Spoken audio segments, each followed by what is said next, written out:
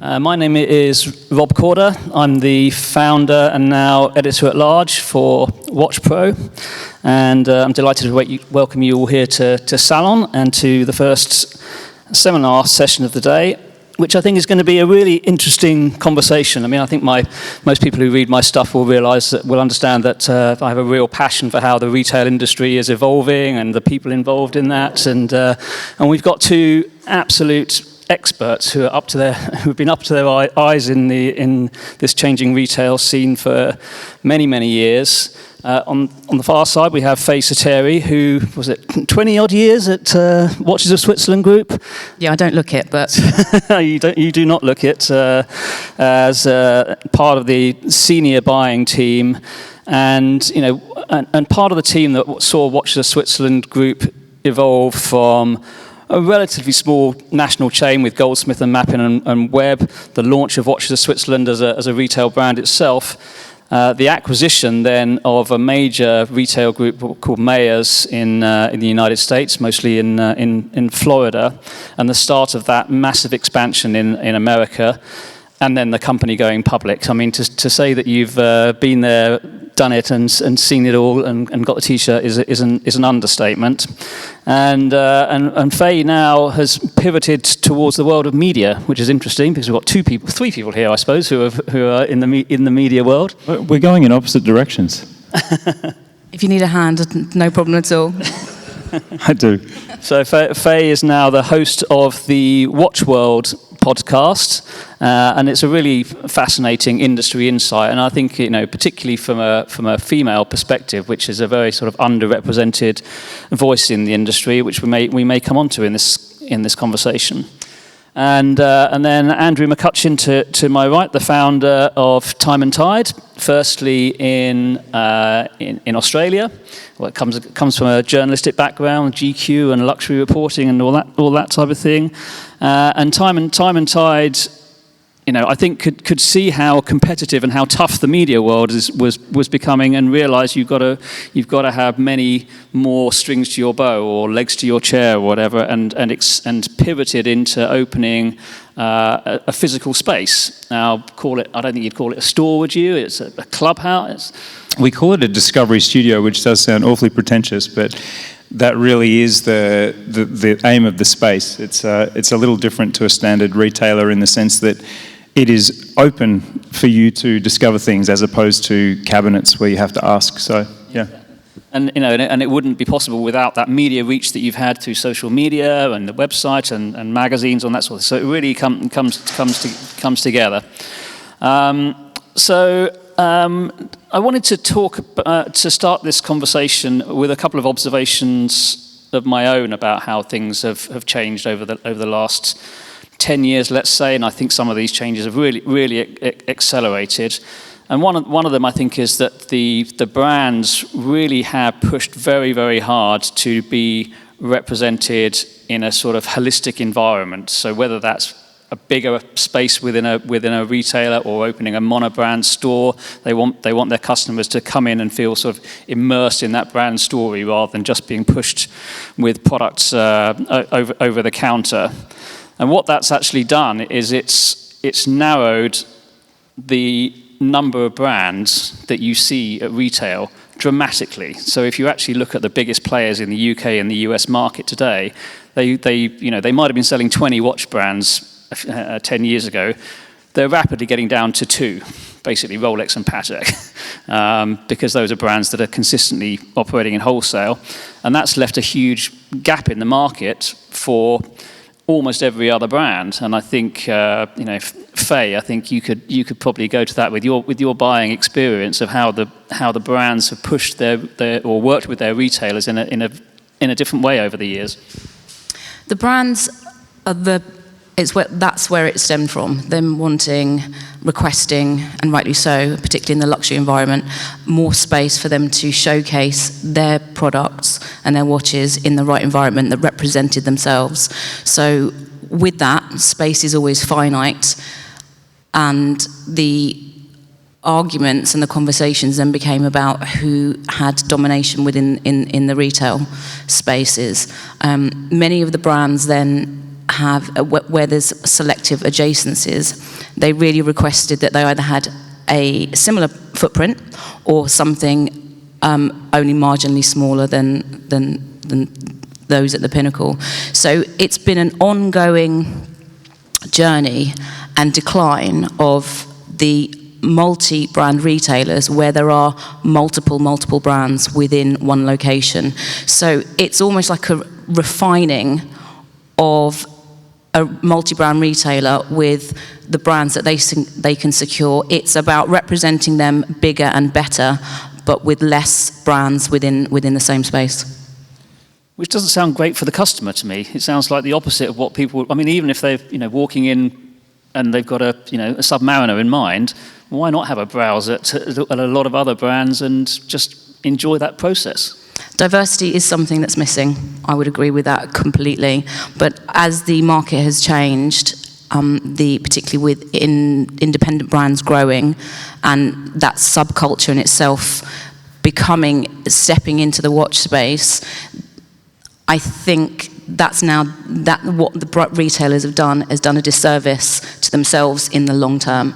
There's nothing wrong with doing things well and properly and with fewer brands, but what it's done is it's created a big subdivision between the brands at the top and everything else. Yeah, I mean, I suppose it's demand-driven, that if everyone's coming in for a particular brand or one or two different brands, why would you devote the same amount of space to another brand or keep that brand on at all? Every square centimetre, every square foot in a store has to pay for itself one way or another. But it does feel like if the industry keeps its, narrows its focus down to that level, it's doing itself some long-term harm. I think what we saw the fallout from that was when brands then took things into their own hands and then started opening their own boutiques and monobrand boutiques. So you've got then the brand experience that you're not going to get from the multi-brand retailers in the monobrand boutiques, and they can give that customer experience directly and represent themselves. So it's a double-edged sword. Clients were then getting very different experiences in-house from the brands versus the multi-brand opportunities. Yeah, it'd be interesting to hear actually from the audience a little bit later on, and whether you feel that that's a process or a direction of travel that's working for you. But it's actually a direction of travel that's created a huge opportunity for you, it would seem, Andrew, because some of the, I don't know, I hesitate to say sort of tier 1, tier 2, tier 3 brands or the blockbuster brands and the rest. But there's a lot of brands that are basically homeless. They can sell online, they can sell direct to consumer, but people want to touch and feel these watches. That's why shows like this exist.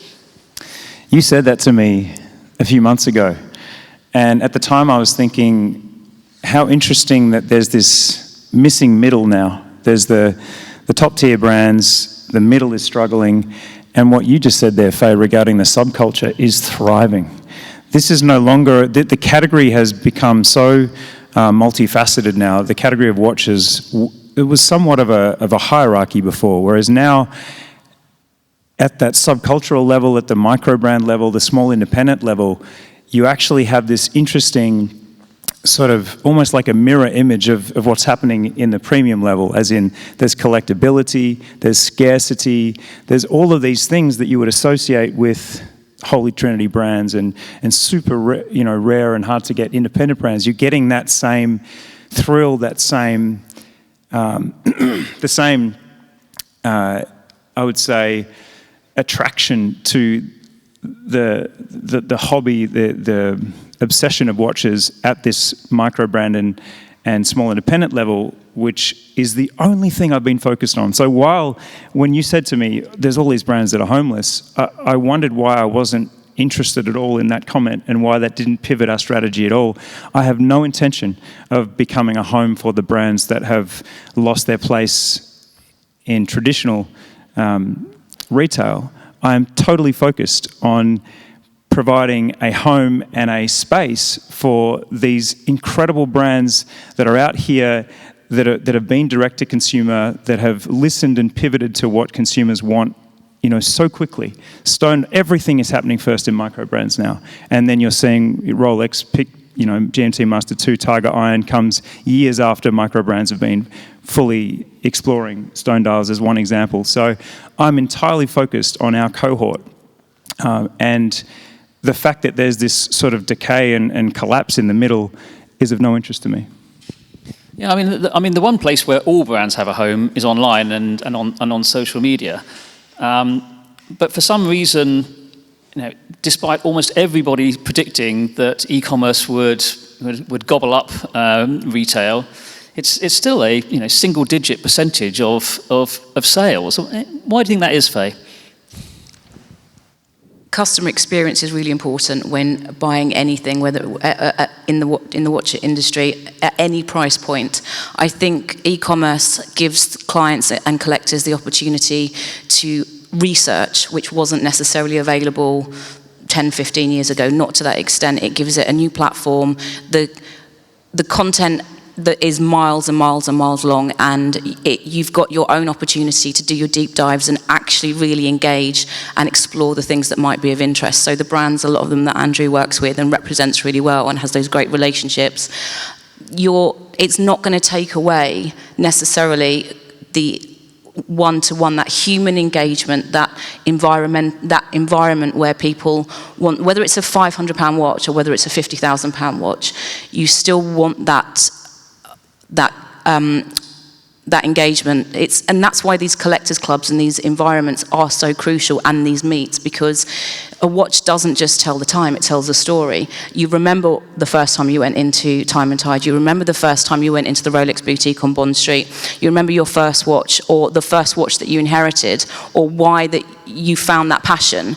So online is just a brilliant platform for people to keep observing and educating themselves, but I don't think anything is a substitute for being in a retail environment or a luxury environment and having that purchase one-to-one.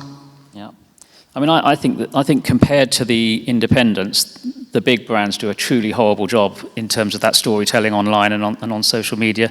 And I think it's, in some ways, they are hamstrung, because the independents have their living founders, they're living, the designers. So many of these brands, if you talk about, MB&F or the micro brands, you can talk to the founders. You're intimately involved in that, and then I think they can be drawn into a physical space, whether that's a wind-up watch fair or a Time+Tide, to go and try on the watch, which I think is something that's nobody should buy a watch they haven't tried on.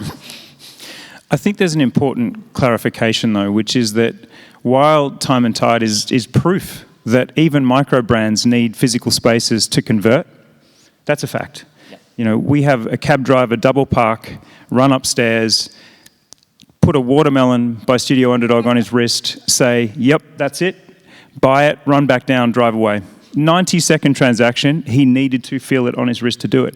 But the avocado by Studio Underdog, 5,636 watches sold online in 9 hours.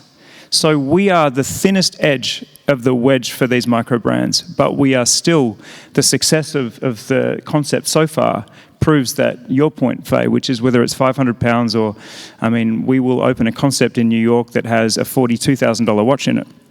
So again, my common denominator at Time+Tide is watch culture, which is very elastic. We're about to open a Tudor library and lounge, which we'll get to, I'm sure. I was going to allow you to talk about You're going to rip me apart on that, Rob. Hypocrite.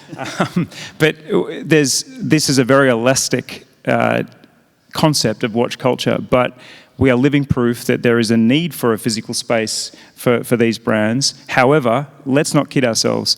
We are making a fraction of the sales for most of our brands. For Studio Underdog, we would represent less than 5% of their sales, at best. But it is interesting when I talk to you about you always bring up this cultural zeitgeist, and it's being driven from the consumer, from the collector upwards. And it seems to me that retailers who control 90% of the market have just been incredibly slow to get on board with this. And actually, even when I speak to the brands around Salon, they're saying they're no longer even interested in talking to these retailers because they've been treated so badly. They've been rejected for so many years, and even if they do go in, they have to pay a fortune in marketing for placement and everything else. They're just thinking, why the hell would I bother? I can go direct to consumer.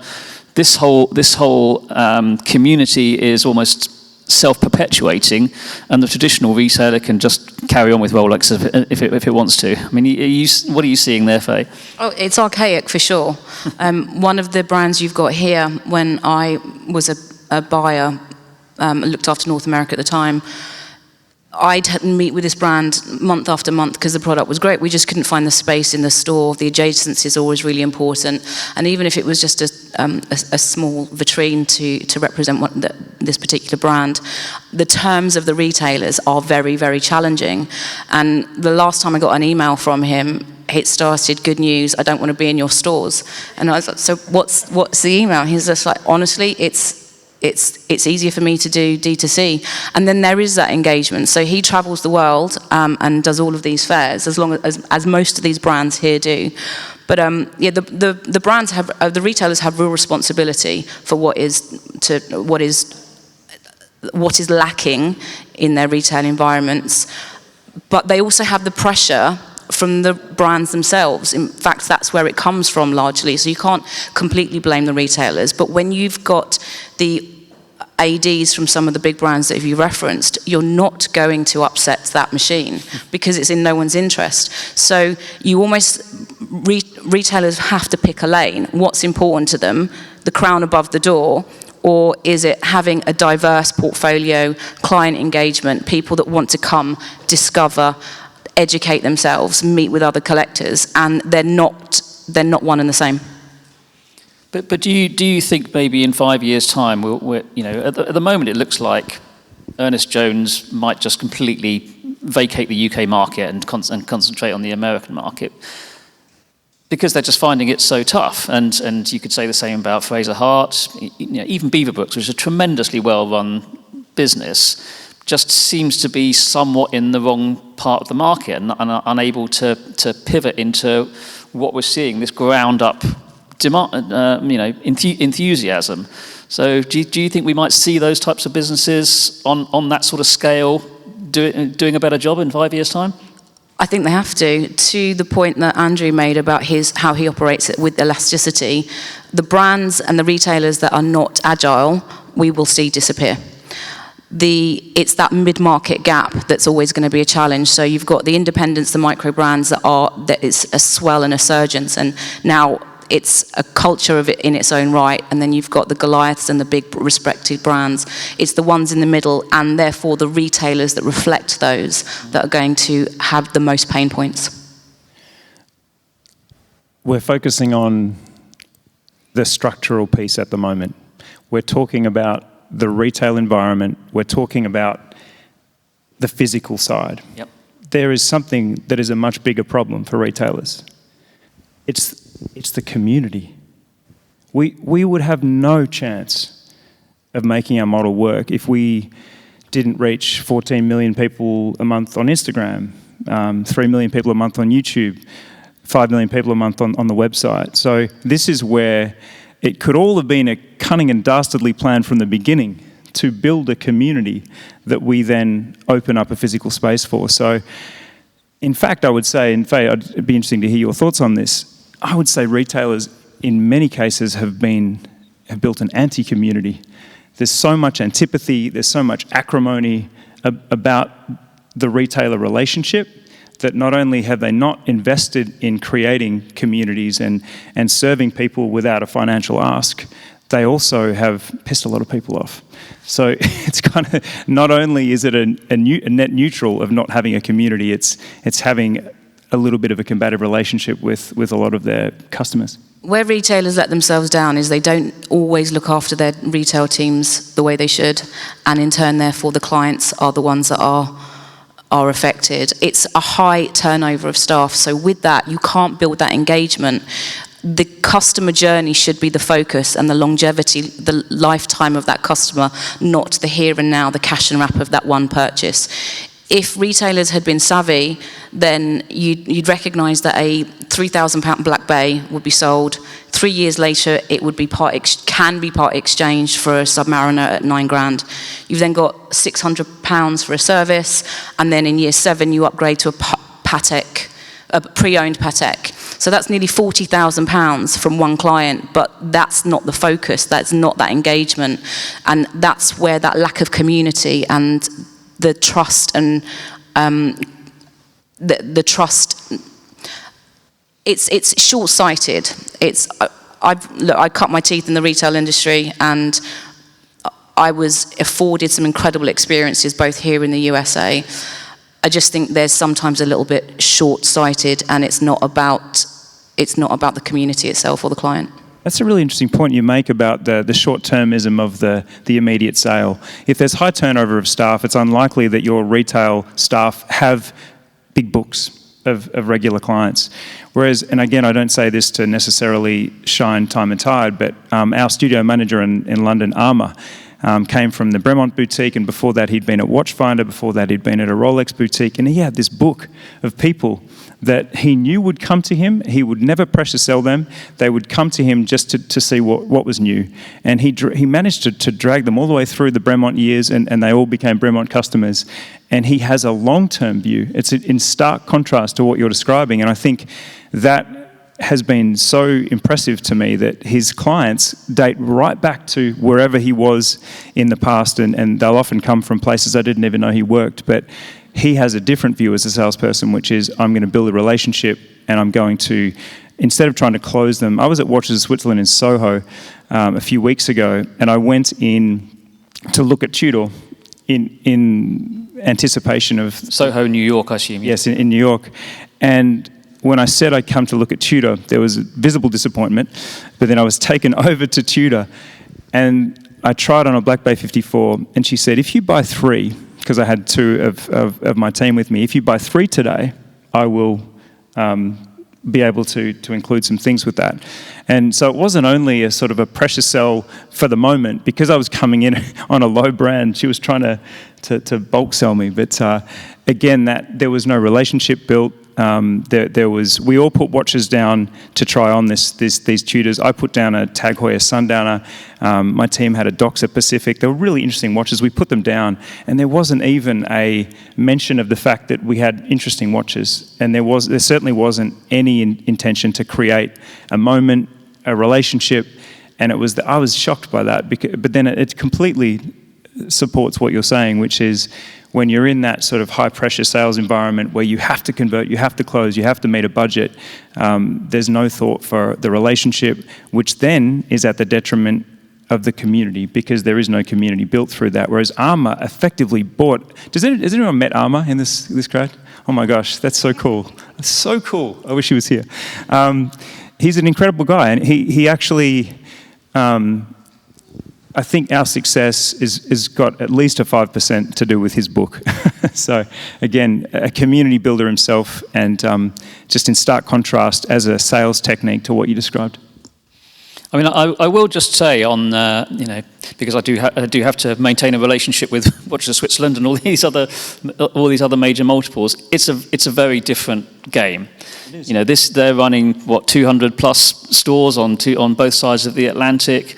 There is a lot of arithmetic and that goes into it, and they have high traffic locations in big malls where it's much harder to build a relationship in that sort of environment. Although the Soho store is not one of those. That's where they've spent a fortune on it being a great environment. It's a fantastic looking place, but it's... And not everyone wants...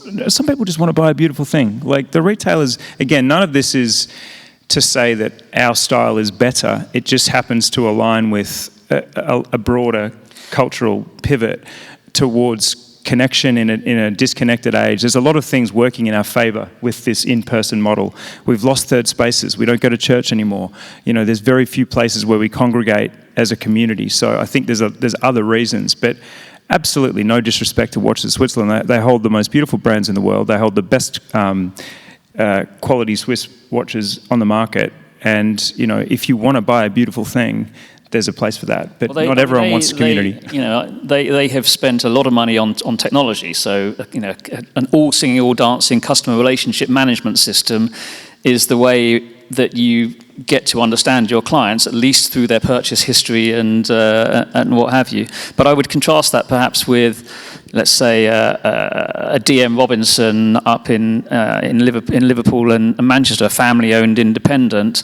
And speaking to John Robinson a few years ago, he talked about having something like 70 pieces of data, touch points, anniversaries, the name of their spouse, probably the football team they support. I mean, you can try, you try and think part about of the community. Try and think and about what 70 was. They're often sponsoring the local soccer team. They're doing sausage sizzles at the school fete. Like that is a community-based model. Yeah, I mean, I do think these family-owned independents have a sort of inherent advantage that the major multiples and multinationals don't have, but both have ways of succeeding. But I think the question is whether customers will continue to support the major national chains in the way that they certainly seem to be supporting the family-owned independents, or sort of really the new and fresh independent retailers like yourself. I think there's a level of credibility when you've got a multinational a brand, and particularly if it's on both sides of the Atlantic. So I'm not too quick to dismiss it. Sure. It's just that I think there's a place where they can adopt that local approach. I worked with an incredible woman in the States. She was the regional manager for the mayor's stores. Now that touch point you were talking about, she knew that about all of her team across 15 different stores. She knew every team member's name, their birthday, and their partner's name and birthday.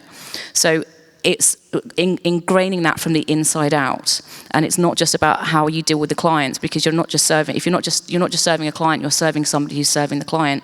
So that will radiate, and that element of that intimate level, that's what people are missing. To your point, where we don't have that communities necessarily, it's so much disproportionate. The dopamine hits are, you're scrolling instantly, as opposed to sitting there having a conversation with the family at dinner.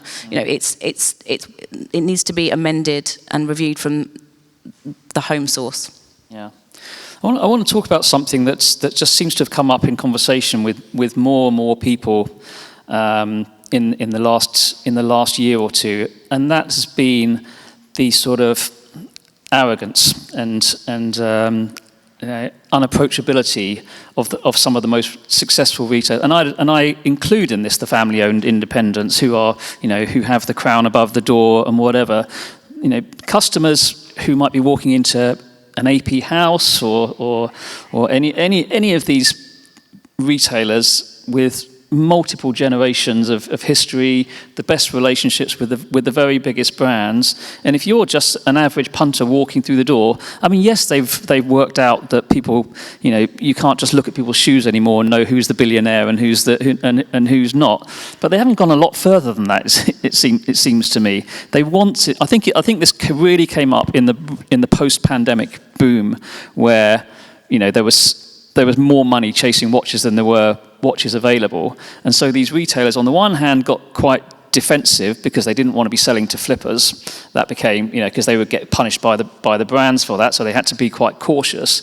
In addition to that, money was just raining down on them, so they didn't have to be salespeople. They just had to be order collectors, and all of this sort of translated into a sort of overconfidence and too much comfort that I think that they've struggled to shake now that times are tougher. Now that it's not that easy. I mean, yes, you can sell every Rolex and Patek you've got, but it's a whole lot harder to sell almost every other brand. I mean, do you think that they can?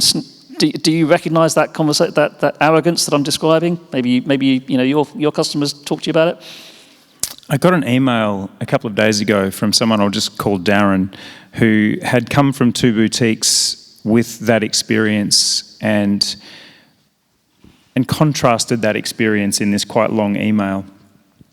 But in defence of the retailers, I think that it's just two things are coinciding there. One is that there's suddenly intense sales pressure. Sure. Targets are actually really hard to hit. Bonuses to hit. September, October. So it's sort of intensifying a problem that is perpetuating the problem. So, but I do feel a degree of sympathy there, because I know at the moment it's really tough, and the feedback I get when people come in and say, oh, it's so nice to come into a space that isn't, where there doesn't feel that there's a pressure to buy. But yeah, I definitely acknowledge that it's tough out there, and while that feedback is definitely, I think I'm hearing more and more about the experience being transactional and sales focused, I see the bigger picture, and I appreciate that it's a tough time. Yeah. Now, Faye, you are absolutely not here as a representative of Watches of Switzerland. I understand that. But or any other retailer. There are other retailers available. Of course, there are many other retailers. But your big business experience, I think, is interested in this, in how they try to overcome this issue. You know, I'm sure that it's not news to to the owners and executives in these big groups or in the family-owned independents that this reputation is there and this is a problem that they need to address. But what can be done in the various different levels? What should be getting done? I think it's important to recognise that the retailers have a very tough time of that as well, because if you're going into those spaces, the ones that we're just referencing, that sell Rolex and Patek in particular, and Audemars, the requests that they get day in, day out for the product that they want, it is monotonous.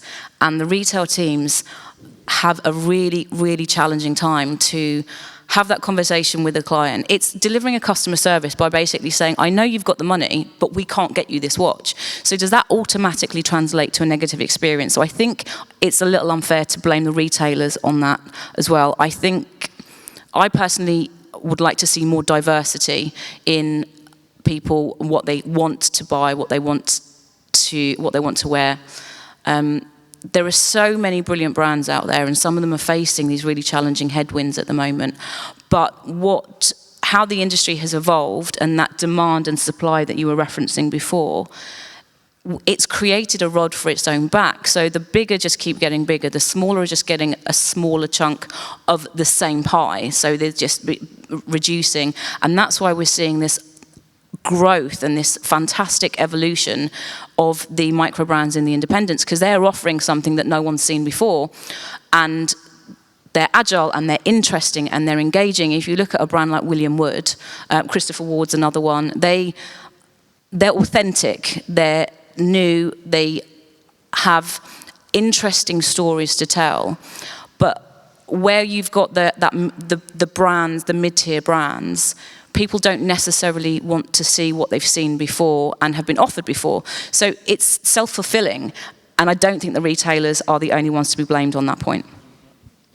That said, I will not, in their defence, say that it is the end of an era.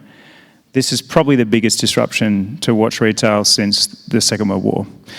And what I mean by that is that the big brands are truly in a position where because there's another huge macro factor that's happening, which is as watch literacy increases, so does the veil kind of gets ripped off luxury, and you're getting to see the margins that these brands are operating on as well. So there's a sort of a lifting the veil off luxury. Micro brands are there to offer value that is much more transparent. So this era where you could sell a middle market brand and not even discuss its movement, not even discuss its actual qualitative elements, and just sell it based on brand alone, that era is over. And there were certainly some big retailers in Australia that were, I won't mention names, you can imagine the names I'm talking about, these middle market brands where the margins, now that we know the cost of the components, it's staggering what these watches were being sold for decades and decades and decades. That era is over. The customer now asks ChatGPT, is this watch good value for what it is? And ChatGPT will say, it is comprised of this steel, it's 316L steel, it's an ETA 2824, it will break down its components and tell you exactly how good value it is. So the era of the retailer holding these shiny brands with people walking in blindly and saying, I'll pay 14, 15 times more than this object costs is over. Therefore, the arrogance has died with it, because suddenly there is an amazing amount of awareness and education around which brands are actually worth the money. And guess what? Those top 3 brands you mentioned, still worth the money at retail. And that therefore, they're immune to this great sort of enlightenment period. And do you think the micro brand scene is sustainable, or will I always thought that the micro brands would have a much higher failure rate than we've actually seen. I thought that they do. You just don't see. I see them all. Okay. I know how many failed brands there are for a studio underdog. It's thousands. Right. And like, I think Time+Tide has been fortunate to have been on the whole journey. Again, when the Kickstarter boom happened in the pandemic of people just having so much time on their hands, and suddenly there's verticalized supply chain in China for you to basically send a drawing of a watch and it comes back complete from one manufacturer. Having seen that whole period through, it's the part of it that, however, is difficult for micro brands. And I will say that why do you not need a watch? Why do you not need a discovery studio for Rolex, Patek, and Audemars? Their story's been told for decades, whereas things get tough for micro brands, and the era sort of gets shaky for a lot of the new brands if they need to build a world around their watch. They need to build an identity piece around their watch, and that's where the big brands again have a centuries-long advantage in that we know what a Rolex wearer looks like. We know what a Rolex represents, but what does a Baltic represent? We know it's kind of good value, and we know they've done some cool things, but yeah, the only thing that continues to threaten micro brands is that while they can offer value and some sort of a trend tweak on any given day or week or month, there's still a lot of work ahead of them to create that identity piece that makes it more than just a sort of a seasonal trend. And do you think that the micro brands will eventually end up in physical retail and sort of displace those sort of mid-tier group brands? As long as people are curious, then absolutely. I think there's a definite lack of opportunities for them, but at the minute, but I think, as Andrew said, we're moving away from that, and with some of the retailers that you've referenced that are facing these headwinds and having challenges, that might be the direction that they go in. It's a home to represent these micro brands and independents and gives people the opportunity. There's nothing like seeing it in the metal, literally on your wrist. Right. But how does a retailer cop a 20% margin? That's what I cop. Well, the manufacturer, or the micro brand themselves. If micro brands are going to be in retail, how does a retailer with its overheads deal with a 20% margin? I'd like to know what the audience think. You said a micro brand is going to enter mainstream retail. How would that be sustainable? It doesn't need to be mass market on every high street, but there should be a space for people and brands to be represented. And we're looking at it in the current structure of retail. The agility that we've spoken about before, I think this is the most exciting time to be in the industry, particularly for micro brands and independents. So fair, if it's a 20% margin, then review how it's represented, almost like it's a discovery studio, so every 3 months brands change.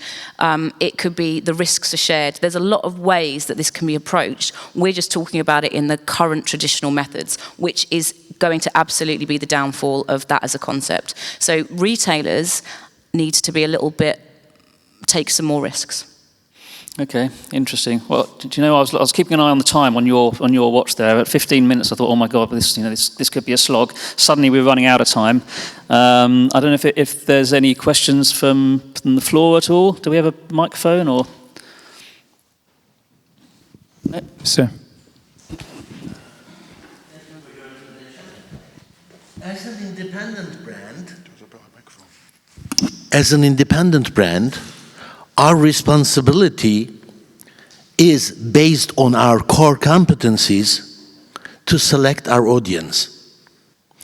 Then we adapt our creations and our marketing mix, product place, promotion, point of sales, etc., and our language to be in phase with our selected audience. modern way of seeing a business should be this way. How the retail organization can manage this multiple audiences, having access and having the language before talking about the brands. By example, Omega and Jacob are not the same audiences. How you are able to manage complexity in the retail business in order not to go to easy sales, my grandmother's strategy, okay, which are the easy sales product. Thank you for your intervention. I'm not sure what the question was. Sorry. It's the diversity is between examples like Jacob and Omega. Is that right? Is that? Yeah, a brand should select its audience or audiences. If we talk together, I would say my selected audiences are this and this. Now, how you can enter into the game by saying, I have access to this audience, I can build this audience, and maybe I can transmit to this audience what the brand presented or prepared as a language, as a communication, as a strategy. I'll have a swing at that because I think, and again, this is where what you're talking about is a Perrier customer, for example. Who the hell is a Perrier customer? You'd have to be a media business to understand the nuance of each brand and its audiences. So I think from our perspective, our different tribes, every brand has a tribe. That's what you're getting at, sir. And the nuance in those tribes is really interesting. And the passion in those tribes. There are people that are passionately Christopher Ward. They will buy every watch, regardless of its style or theme. I have to say, it is a great advantage that we, every day, write about these brands and understand that nuance, so that when someone comes in and says, I want a Fam Al Hut watch, I immediately know what this tribe is. This is a disruptive Chinese brand doing high complications. You've seen it on some celebrities. You want to wear a Biaxis Tourbillon, but you want to be the smart person that paid 40 grand, not 150 grand. Like, we understand these tribes because we write about these brands. So I think that it's hard. Again, that's another challenge for retailers. I saw that in another retailer, there was some ID Genève just sitting in a cabinet. And I was like, that's so exciting to see this alongside Tudor and Breitling and so on. But there was no storytelling. There was nothing to identify me as, and again, if I was doing the Time+Tide version of ID Genève, I would have a picture of Leo DiCaprio saying he's an investor. I'd have an explanation of their self-healing material, that when you scratch it, it is actually like an alien skin. It reforms itself. But storytelling is not a retailer's strength. And again, this is where I think, coming from the media side, maybe this was always a dastardly plan of mine, that I would one day materialize these physical spaces, because I understand these tribes a little better, I think. And it's because we have spent 12 years writing about the brands. Thank you. Another one?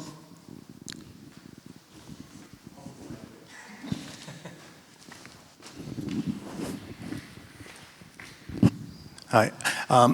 Thank you for being here. I love hearing all of this. My name's Leo, and talking about the brands, the cultures, retail, the challenges, the bit that I've been sitting here kind of juxtapositioning in my own mind is my experience at the Discovery Studio with Barney, who is an amazing chap, and he's, without asking one question about selling, I have now bought 4 watches from him and have a plan of buying some. What's your name, sorry, sir? Leo. Leo. Yeah. Will he remember you if I just say Leo with a beard? Yeah, okay. yeah. I'll mention this to him. He's met my kids. But I also, when I'm looking at Watches of Switzerland, I have a similar relationship with a woman named Shuang over at Battersea Power Station. The difference in the experiences, though, aren't around the brands. The difference in the experiences for me when I go into the Discovery Studio is I can yap for an hour with Barney about the technical components of a watch and how a Miyota might have a rattle, whereas Christopher Ward has an amazing spec-to-value ratio. When I'm in Battersea Power Station with Shuang, she knows where my kids are, how old they are, what school they go to. I know her kids go, she lives in Harpenden, and she went there because her kid's gonna go to, trying to get into a grammar school. And the reason I'm bringing this up is that the experience in the studio is about somebody who is beyond a dork having dorkish conversations. The conversations I'm having in... He will take that as a compliment, by the way. Yeah. And the conversations I'm having with Watches of Switzerland is different because they've had to say no so often that the way that they maintain the experience is by actually creating a relationship that is wider than the watch. You can only have a conversation about a Batgirl so many times before you say, look, you're going to say no, I'm not going to even ask. Whereas this time when I walk through, they say, the first question both ask, Barney or Shuang, are, what are you wearing today? And then the second one at Shuang is, how are your kids? How's your wife? The next question from Barney is, what do you want to look at? But it's a very different experience. I'm just saying, what is your reaction to that? That one is, both are absolutely wonderful relationships, but one is much more personal in one direction and one is much more personal in a different direction. May I? Firstly, I think it's brilliant that both are positive, and that's testimony to both the mass multiple retailer and what Andrew and his team do, which proves that it doesn't necessarily need to be brand loyalty. You're spending time with these people, these retail colleagues, because they engage with you in a way that you like. One is buying into the geek, and the other one is buying into you as a person and your family. And there isn't always the time to do both in every interaction. We're only human. There is a commercial element. I'm sure a lot of people would love to spend hours having those conversations all day long. So I think it's incredible and testimony to both that there is the opportunity to do both and that you're enjoying both sides of it. Great comment, and I'm having a proud dad moment right now because Barney is so loved by people as well. I mean, Barney, George, Armour, these guys are sort of like micro celebrities now because they spend so much time meeting people on their level, and that's the thing that in our staff manual, the first thing you're meant to do when someone walks in is clock their watch. And the ability our team has to contextualize someone based on their watch and then meet them on that level is just a beautiful thing to see every day. But you make a very good point. And again, I definitely didn't want to spend this time defending retailers, but we have a very different dynamic with you. We don't say no to you, ever. Pretty much ever. There's very few watches that we aren't able to give to you. We have great access, and even hard to get watches are things that we can deliver to you. So it will change if Barney has to be someone that's giving you bad news on a regular basis. So that changes things entirely. But Barney is definitely representative of, and we have people that say, hey, I've got a full-time job, but I just want to come in and work and meet other watch people. And it reminds me of my dad, who's a boomer, who we have a hardware store in Australia called Bunnings. Grandpa, my kids are down the front nodding, going, yeah, Papa. He wants to work at the hardware store just so he can talk to people about their handyman problems. And he wouldn't even need to be paid. And a lot of our team are actually that into it, that their dream job, the best way they could spend their weekend is go and do a shift talking to Leo about the Baltic versus Furl and Murray use of mecha quartz in deep discussion. So long answer, but that is, I love that that's positive on both sides, but it is worth pointing out that we pretty much always have good news for you at the Discovery Studio. You started earlier on, you used the word obsession, and I think that's what translates. It's that you can't be involved or engaged in this community, in this world, if you don't have that obsession about watches on any level. Yeah, and there are other different levels of salesmanship or retail. So in Watches of Switzerland, they have a VIP department that have incredibly deep relationships with their super high net worth clients or frequently spending clients. That's natural. You can't criticize that. That's just business. So, I don't want to say that there's one good, one bad. I think it's great that you can have different experiences, but I do think, as you say, we are going through a time of unbelievable change, both or in many ways, from the brands, from the different types of brands, independents, micros, the big blockbuster brands, the Holy Trinity. I think customers are spending in different ways. I mean, we're going to talk about the way high net worths are shifting their spending away from status symbols and objects and towards experiences and memories. We never got a chance to quite get into that conversation, but I think that's retailers need to understand that it's not just about stuff, it's about time and memories and experience and what have you. But I'm afraid our time is up talking about time, but it's been a really, really interesting conversation. So I want to thank you, Faye and Andrew, and I hope we can do this again another time. Thank you, Rob. Thank you. Faye. It was great. Thank you.